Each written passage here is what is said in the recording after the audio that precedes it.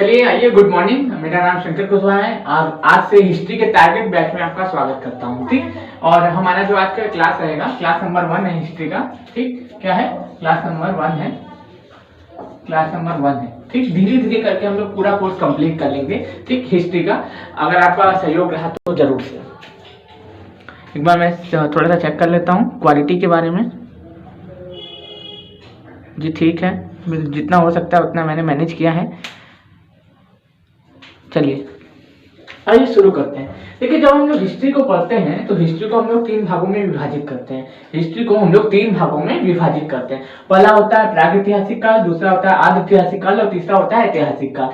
प्रागैतिहासिक काल उसे कहते हैं जिसके लिखित साक्ष्य क्या नाम है, जिसके कोई लिखित साक्ष्य नहीं मिले। आद्य ऐतिहासिक काल उसे कहते हैं जिसके लिखित साक्ष्य मिले हैं लेकिन अभी तक हम लोग उसको पढ़ नहीं पाए। और ऐतिहासिक काल उसे कहते हैं जिसके लिखित साक्ष्य भी मिले हैं, जिसको हम लोग पढ़ भी पाए हैं, उसी को क्या कहते हैं? ऐतिहासिक काल कहते हैं। तो अब हम लोग बात करते हैं कि प्रागैतिहासिक काल। ठीक, तो एक बार फिर से सुन लीजिए कि प्रागैतिहासिक काल हिस्ट्री को पढ़ने की सहूलियत से हम लोग 3 भागों में विभाजित कर देते हैं। ठीक, हिस्ट्री को पढ़ने की सहूलियत के हिसाब से हम लोग 3 भागों में विभाजित कर देते हैं, प्रागैतिहासिक काल, आद्य ऐतिहासिक काल और ऐतिहासिक काल। ठीक, तो प्रागैतिहासिक काल वो समय था जिस समय मानव को कोई लिखित साक्ष्य नहीं मिले हैं, कोई लिखित जानकारी नहीं मिली है, लेकिन क्या नाम है, कुछ पत्थर मिले हैं, कुछ औजार मिले हैं, कुछ मृदभान मिले हैं, उससे हमें पता चलता है कि मानव इस यहाँ पे रहा करता था। आद्य ऐतिहासिक काल में हमें सब कुछ मिले हैं, लिखित साक्ष्य भी मिले हैं, प्रमाण भी मिले हैं, ईंटें, मनके, पत्थर, हीरे जवाहरात सब मिले हैं, लेकिन यहाँ की जो लिपि है वो हम लोग पढ़ नहीं पाए, इसलिए इसको आद्य ऐतिहासिक काल में रखते हैं, जैसे कि सिंधु घाटी की सभ्यता। और तीसरा है ऐतिहासिक काल। ऐतिहासिक काल में हमें वेद मिलते हैं, लिखे हुए ग्रंथ मिलते हैं, आरण्यक मिलते हैं, उपनिषद मिलते हैं, इन सभी से हमें पता चलता है ऐतिहासिक काल के बारे में। तो सबसे प्रामाणिक जो काल होता है वो ऐतिहासिक काल होता है। अपने पढ़ने की सहूलियत के हिसाब से हम लोग प्रागैतिहासिक काल को भी 3 भागों में विभाजित कर देते हैं। कि जब प्रागैतिहासिक काल का मतलब क्या था कि मानव पत्थरों का इस्तेमाल करता था, पत्थरों में जीवन यापन करता था, पत्थरों में ही जीवन का गुजारा करता था, इसीलिए उसको क्या कहते हैं? प्रागैतिहासिक काल कहते हैं। उसको क्या कहते हैं? प्रागैतिहासिक काल कहते हैं। ठीक, क्या कहते हैं? प्रागैतिहासिक काल कहते हैं। इसको मैं डायग्राम बना के आपको सिखा भी दूंगा कि किस तरीके से फ्लो चार्ट बनाने हैं, तो इसी तरीके से आप फ्लो चार्ट बनाइएगा। ठीक, इसी तरीके से फ्लो चार्ट बनाएंगे तो कम कंटेंट में आपको ज्यादा चीज पढ़ने में और समझने में ज्यादा आसानी होगी। ठीक है, तो इसी तरीके से फ्लो चार्ट बनाइएगा जिस तरीके से लिखा हुआ है। हालांकि लिखा हुआ समझ में ना आए तो आप हमसे दोबारा पूछ सकते हैं। देखिए, अब हम लोग बात कर रहे हैं कि पूरा पाषाण काल की। आज हम लोग केवल किसके बारे में जानेंगे? प्रागैतिहासिक काल के बारे में जानेंगे। इसमें भी बहुत चीजें, लेकिन पार्ट वाइज कंप्लीट करूंगा मैं। ठीक, तो चलिए वसंत पंचमी के माता सरस्वती का नाम लेकर आज शुभारंभ करते हैं और इसको स्टार्ट करते हैं। ठीक, देखिए प्रागैतिहासिक काल में हमें जानकारी कैसे प्राप्त होती है? पुरातात्विक काल कहा जाता था, पाषाण काल पत्थरों और औजारों से हमें पता चलता है क्या नाम है? प्रागैतिहासिक काल के बारे में। प्रागैतिहासिक काल को भी हम लोग 3 भागों में डिवाइड कर देते हैं, पुरा पाषाण काल, मध्य पाषाण काल और नवपाषाण काल। पुरा पाषाण काल, मध्य पाषाण काल और नवपाषाण काल। ठीक, इसको भी हम लोग 3 भागों में विभाजित कर देते हैं। पूरा पाषाण काल का जो टाइम पीरियड था वो क्या था?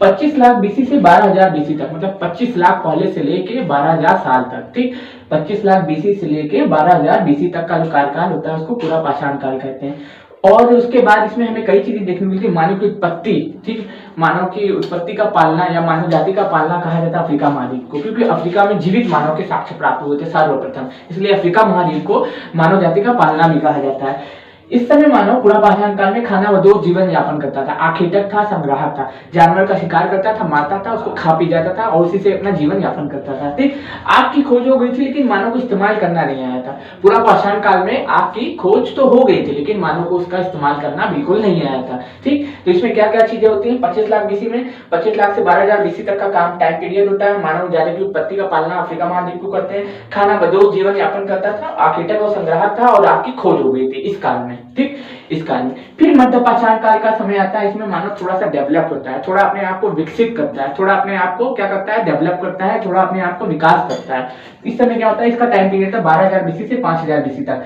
जैसे इस समय मानव क्या करता था? गुफाओं में रहता था पूरा पाषाण काल में, पत्थरों में जीवन यापन करता था, पत्थरों के सहारे अपना पूरा जीवन चर्चा संभालता था। मध्य पाषाण काल में भी वही करता था। मध्य पाषाण काल में जैसे कि मान लीजिए इस समय मानव बड़े पत्थरों का इस्तेमाल कर रहा है तो मध्य पाषाण काल में मानव छोटे पत्थरों का इस्तेमाल करेगा। इस समय मानव क्या कर देगा? कृषि की उपयोगिता को सीखने की कोशिश करता है, कृषि को करने की सीखने की कोशिश करता है। आग का खोज हो गया था पूरा पाषाण काल में, लेकिन इस्तेमाल करना सब कब सीखता है? मध्य पाषाण काल में। ठीक, इसने मानव क्या करता था, बड़े पत्थरों की जगह छोटे पत्थरों का इस्तेमाल करना शुरू कर दिया था मध्य पाषाण काल में। ठीक, मध्य पाषाण काल में मानव बड़े पत्थरों की जगह छोटे पत्थरों का इस्तेमाल करना शुरू कर दिया था। ठीक, फिर इसके बाद आता है नवपाषाण काल। नवपाषाण काल एक क्रांति वाला काल होता है। नवपाषाण काल जो होता है एक क्रांति का काल होता है। क्रांति के काल का मतलब क्या समझ रहे हैं आप? ठीक, इस समय 5000 बीसी से 3000 बीसी तक का टाइम पीरियड होता है। कृषि करना सीख जाता है मानव। कृषि करना अगर मानव सीख गया तो आखिरता को संग्राहक नहीं रहेगा। इधर उधर चल रहे हैं, जहाँ रास्ते में जो मिला उठाए खा लिए, ठीक, और फिर जहाँ पे मन किया वहां रुक गए। फिर उसके बाद क्या किए, शिकार कर लिए, मार के खा लिए। एक जगह स्थिर नहीं रहता था पूरा पाषाण काल में। लेकिन जब मानव ने कृषि करना सीख लिया, जब नवपाषाण काल में, तो मानव स्थायी भी हो गया। अब स्थायी हो गया तो भैया, जब स्थायी हो गया मानव, तो क्या करेगा, वहां पे गलत आवास बनाएगा, रहने के मकान बनाएगा, ठीक, खाने पीने के नए साधन पाएगा, ठीक, और नई नई व्यवस्थाएं करेगा। तो ये सभी चीजें नवपाषाण काल में होती है। क्रांति वाला काल होता है। इतना लंबा टाइम पीरियड हमारा बीता है 25 लाख से 12,000 बीसी तक। फिर उसके बाद 12,000 से 5,000 बीसी तक। फिर 5,000 से 3,000 बीसी के बीच में हम लोग क्या करते हैं, एकदम डेवलप होने की, मतलब डेवलप हो जाते हैं समझ लीजिए, क्योंकि अपने आप को हम लोग बहुत विकसित कर लेते हैं। देखिए, कृषि के साक्ष्य मिले हैं, तो कृषि के साक्ष्य मिलने मतलब कि क्या है, कृषि करना सीख गया था मानव इस समय। ठीक, और क्या हुआ था, स्थायी आवास बना लिया था मानव। ठीक, 7,000 बीसी से कृषि के साक्ष्य मिले। 7,000 पूर्व के हमें बीसी कृषि के साक्ष्य मिले कि मानव ने 7,000 प्राप्त कर ले कृषि करना शुरू कर दिया था। ठीक, कहाँ पे किया था, तो मेहरगढ़ में किया था। मेहरगढ़ कहाँ है, पाकिस्तान में, सुलेमान और तिरथर पहाड़ियों के बीच में है। मेहरगढ़ कहाँ है, पाकिस्तान में, सुलेमान और तिरथर पहाड़ियों के बीच में। किसकी किसकी खेती किया था, तो गेहूं की और जौ की खेती तो मानव सर्वप्रथम किया था। और कहाँ पे किया था, मेहरगढ़ में किया था। मेहरगढ़ कहाँ है, पाकिस्तान में। किन पहाड़ियों के बीच में, सुलेमान और तिरथर पहाड़ियों के बीच में। तो इस तरीके से आपको याद रखना है कि सर्वप्रथम मानव ने खेती करना कहाँ शुरू किया, मेहरगढ़ में। ठीक, कितने साल पहले, 7,000 साल पहले। मेहरगढ़ कहाँ है, सुलेमान और तिरथर पहाड़ियों के बीच। सुलेमान तिरथर पहाड़ियां कहाँ है, पाकिस्तान में। इस तरीके से आपको एकदम रिदम में याद होना चाहिए, कुछ भी पीछे आगे देखना न पड़े। ठीक, फिर उसके बाद आवास, घर तो बना ही लिया, आपकी कुछ स्थायी हो गया तो घर भी बनाएगा। पहिए का आविष्कार हो गया। अब देखिए, मानव कृषि करना सीख गया तो उसके बाद क्या किया, मानव कुत्ते को भी पालना शुरू किया। तो सर्वप्रथम मानव ने जिस जानवर को पालतू बनाया था वो क्या था, कुत्ता था। ठीक, पहिए का भी आविष्कार हो गया। मानव ने सर्वप्रथम जिस धातु का इस्तेमाल किया वो था तांबा। सर्वप्रथम मानव द्वारा उपयोग में लाई गई जो धातु थी उसका क्या नाम था, तांबा था। उसका जो नाम था तांबा था। मृदभान भी बनाना शुरू कर दिया। मृदभान मतलब मिट्टियों के बर्तन बनाना शुरू कर दिया मानव। क्या कर दिया, मिट्टियों के बर्तन को भी बनाना शुरू कर दिया। हमारा जो ये जो नवपाषाण काल में मानव था। और मैंने आपको बता दिया कि क्या नाम है, कृषि के प्रमाण कहाँ से मिले, तो मेहरगढ़ से मिले। मेहरगढ़ कहाँ है, सुलेमान और तिरथर पहाड़ियों के बीच में। सुलेमान और तिरथर पहाड़ियां कहाँ है, तो पाकिस्तान में। तो इस तरीके से आपको एकदम फ्लो चार्ट में एकदम याद रखना है। अब कुछ और तथ्य हम लोग जान लेते हैं इसके बारे में। तो आपसे क्वेश्चन क्या बनेगा कि सिंधु घाटी सभ्यता को हम लोग किस काल में रखते हैं, तो आप क्या बताएंगे, प्रागैतिहासिक काल, आदि ऐतिहासिक काल या ऐतिहासिक काल। तो हम लोग क्या बोलेंगे कि सिंधु घाटी सभ्यता को हम लोग किस में रखते हैं, आदि ऐतिहासिक काल में, क्योंकि इसके लिखित साक्ष्य तो मिले हैं लेकिन उसको हम लोग अभी तक पढ़ नहीं पाए हैं। आपसे पूछ लेगा कि नवपाषाण काल में किसी के साक्ष्य सर्वप्रथम कहाँ से मिले, तो आप क्या बोलेंगे, मेहरगढ़। आप लोग क्या बोलेंगे, मेहरगढ़ में। ठीक, अब देखिए आगे हम लोग बात करते हैं किसके बारे में, कि जहां से इंपॉर्टेंट चीजें हमें पता चली है। जैसे कि यहाँ पे देखते हैं हम लोग इस तरीके से मैप बनाते हैं। तो यहाँ पे मद्रास है। ठीक, मद्रास में एक जगह है पल्लव रन। क्या है, पल्लव रन। पल्लव रन में हमें क्या मिले, मानव के कंकाल प्राप्त हुए हैं। मानव के कंकाल प्राप्त हुए हैं। कंकाल, मानव के कंकाल प्राप्त हुए पल्लव रन में। मध्य प्रदेश है। ठीक, एमपी एक जगह है, वहां पे है रायसेन जिला। ठीक, रायसेन जिला एमपी में ही रायसेन जिला है। वहीं पे है भीमबेटका की गुफाएं।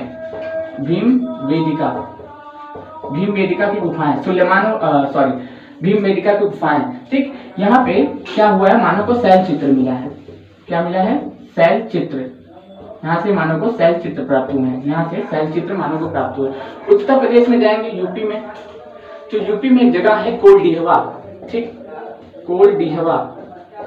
कोलडीवा से मानव को क्या मिला है, कोलडीवा से मानव को चावल के साक्ष्य मिले हैं। ये चावल मानव क्या करता था, यूपी में 7,000 साल पहले क्या उगाता था, चावल उगाता था। इसके साक्ष्य कहाँ से मिले, यूपी के कोलडीवा से मिले हैं। ठीक, फिर उसके बाद हम लोग जम्मू कश्मीर में जाएंगे।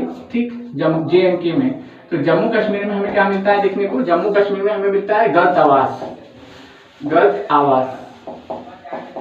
गर्तवास से मतलब क्या है, यहाँ पे मानव क्या करता था, जमीन के नीचे घर बना के रहा करता था, गर्तवास उसको कहते हैं। और ये एक जगह कौन सी थी, बुर्ज होम। ठीक, ये जगह कौन सी थी, बुर्ज होम। और मैंने आपको बता ही दिया कि सर्वप्रथम मानव द्वारा उपयोग में लाई गई धातु कौन सी थी, तो तांबा थी। क्या थी, तांबा थी। इस तरीके से मानव को इस सभी चीजों के बारे में पता चलता है। फिर आपको कई चीजें और भी देखने को मिलते हैं, जैसे कि आपको पता चलता है कि अभी जो आधुनिक खोज हुई है उससे हमें पता चलता है कि सर्वप्रथम मानव ने खेती करना 8000 साल पहले ही शुरू कर दिया था।